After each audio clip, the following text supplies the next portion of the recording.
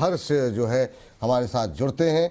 हर रोज़ कुछ ना कुछ हम नया कुछ करने की कोशिश करते हैं। आईपीओ बाजार की हलचल को लगातार हर्ष देख ही रहे हैं, और लेकिन इस गिरावट में क्या स्ट्रेटजी होनी चाहिए और अलग अलग सेक्टर्स को लेकर के भी हमारी कवरेज समय समय पे आती रहती है। बैंकों में काफ़ी ज़्यादा दर्द बढ़ता दिखाई दे रहा है, ख़ास तौर से अब की सिचुएशन में जब गिरता रुपया टेंशन बन रहा है। आरबीआई की तरफ से जो कदम उठाए गए हैं उसकी वजह से भी पेन और बढ़ सकता है। क्या कुछ वो कदम है और क्या स्थिति बैंकिंग स्टॉक्स की है, ये तमाम डिटेल लेकर के हर्ष जुड़े हैं। हर्ष बताइए, बहुत बहुत स्वागत आपका। Sir thank you so much. तो देखिए सबसे बड़ा पेन पॉइंट यहाँ पर जो है वो है क्रूड, और क्रूड का असर साफ तौर पे हम लोग देख रहे हैं रुपये पे पड़ता हुआ दिख रहा है। यहाँ पे रुपया आरबीआई के लिए एक बड़ा कंसर्न है। 92 के आसपास का सपोर्ट था, वो जो टूटा, उसके बाद हम लोग देख रहे हैं 95 के लेवल के आसपास आता हुआ दिखा। तमाम ब्रोकरेज जो हैं, बहुत सारी ऐसी ब्रोकरेज आई जो कह रही है कि 98 के भाव पर भी आएगा।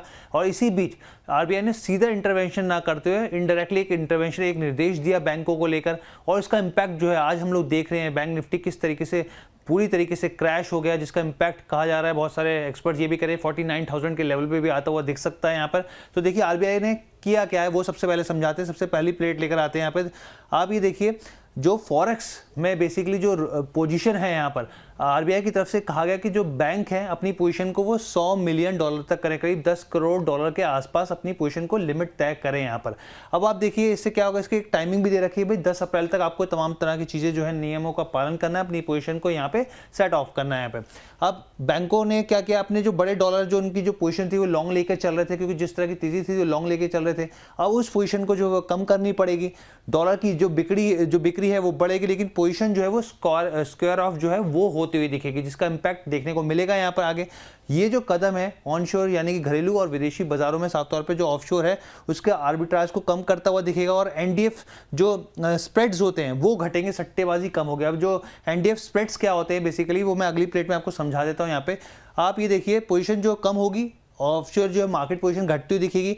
अब जो है जो पोजीशन जो कम होती हुई दिखेगी, बंद करते हुए दिखेंगे, वो करीब 40,000 करोड़ के आसपास होती हुई दिख सकती है। यहाँ पे डॉलर और रुपये के बीच में अंतर जो है वो बढ़ता हुआ दिखता है। जो स्प्रेड्स होते हैं बेसिकली आप मान लीजिए कि ये जो नंबर है ₹1 का असर मान लीजिए पड़ेगा, जो आरबीआई की तरफ से फैसला है, तो वो बीच का जो गैप होता है अगर वो कम होगा तो बेहतर होगा, अगर स्प्रेड्स बढ़ेगा तो वो नुकसान होगा बैंकों को सीधे तौर पे।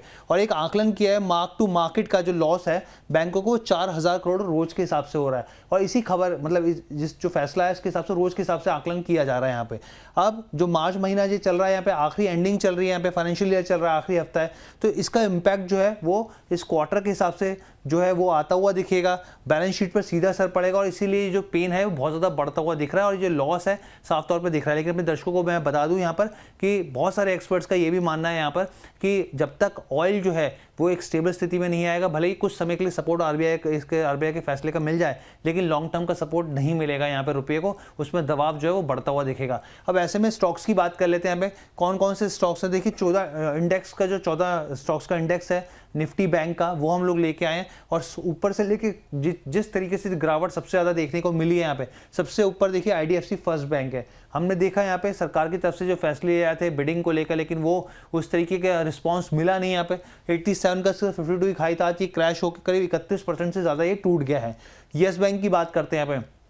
येस बैंक की स्टोरी को भी लेकर लगातार कयास लगाए जाते, तमाम जापानीज बैंक सुमितोमो मुत्सुई जिस तरीके से आया यहाँ पे अपनी हिस्सेदारी को खरीदा यहाँ पे बैंक के, यहाँ पर करीब 24 के भाव पर गया, 24.5 के भाव पर, लेकिन वहाँ से अभी भी देखिए 28% ये नीचे आ गया, इस लेवल पे पहुँचता हुआ दिख रहा है, 52 वीक हाई से नीचे है। एचडीएफसी बैंक की कहानी तो हम सब देख ही रहे हैं, लगातार बिकवाली देखने को मिल रही है, यहाँ पर दबाव दिख रहा है। 1020 का इसका 52 वीक हाई था, वहाँ से 27% नीचे आ गया है।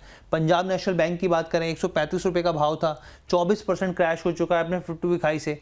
कैनरा बैंक पीछे स्टॉक भी स्प्लिट हुआ था, यहाँ पर 162 का भाव था, करीब 23% ये नीचे आता हुआ दिखा है। बैंक ऑफ बड़ौदा की बात करें 325% के आसपास, 325 रुपये के भाव पर था ये, 23% ये भी नीचे आया। कोटक महिंद्रा बैंक की बात करें तो इस बड़े बैंक में भी दबाव है, 460 का इसने 52 हाई बनाया था, ये 22% नीचे है।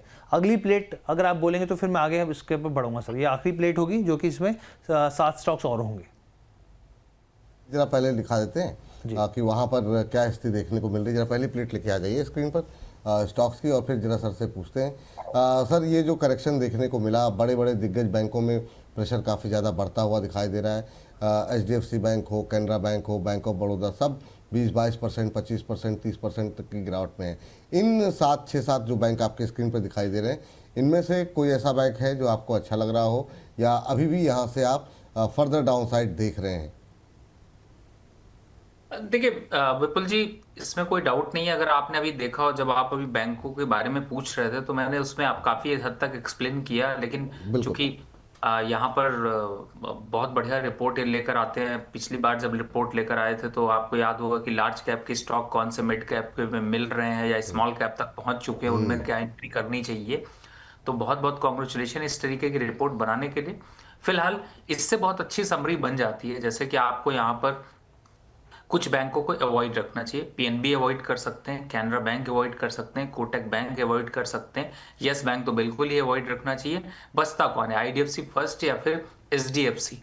और बैंक ऑफ बड़ौदा में तो अभी थोड़ा करेक्शन मैंने आज ही बताया कि अभी और देखेगा, लेकिन इन स्टॉक्स पर थोड़ा करेक्शन अब कम दिखाई देगा, यानी कि सभी लगभग सेटल होते हुए नजर आएंगे 28 से 30% के करेक्शन पे। तो अगर आप बाइंग स्ट्रैटेजी बना रहे हैं तो ये बहुत अच्छी प्लेट है। इसका प्रिंट स्क्रीन ले लीजिए, इसको फोटो खींच लीजिए, और जब ये अपने 52 वीक हाई से 30% तक पहुंच जाते हैं तो वहां पर आप पहला कदम इन्वेस्टमेंट का, पहला कदम ट्रेडिंग का, पहला कदम आप अपने पोर्टफोलियो में ऐड का तभी करिएगा जिससे कि आपको फायदा मिल सके। तो बहुत इंपॉर्टेंट प्लेट है, बहुत इंपॉर्टेंट स्टडी है यहाँ पर। अगर इसको इस तरीके से लेकर चलेंगे तो आपको फायदा देगा।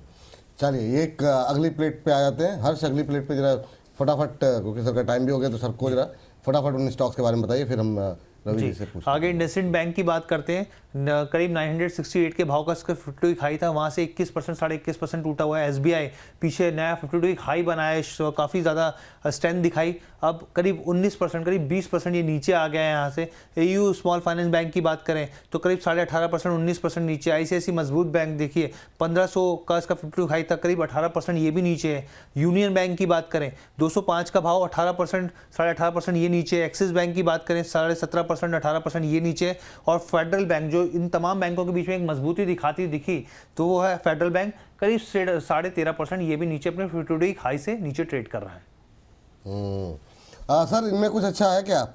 Axis, federal bank, IndusInd, SBI, AU, union bank, आपकी टिप्पणी सर, किसी कोई अच्छा लग रहा है? देखिए एसबीआई और आईसीआईसीआई बैंक यहाँ पर आप फोकस कर सकते हो, और दूसरी साइड पे जो लोअर साइड पे अगर आप देखें तो मुझे लगता है फेडरल बैंक थोड़ा लॉन्ग टर्म के लिए यहाँ पर एड ऑन करने का टाइम आपको मिल सकता है। तो आप इस पे पहली एक्यूमुलेशन यहाँ पर आप स्टार्ट कर सकते हैं।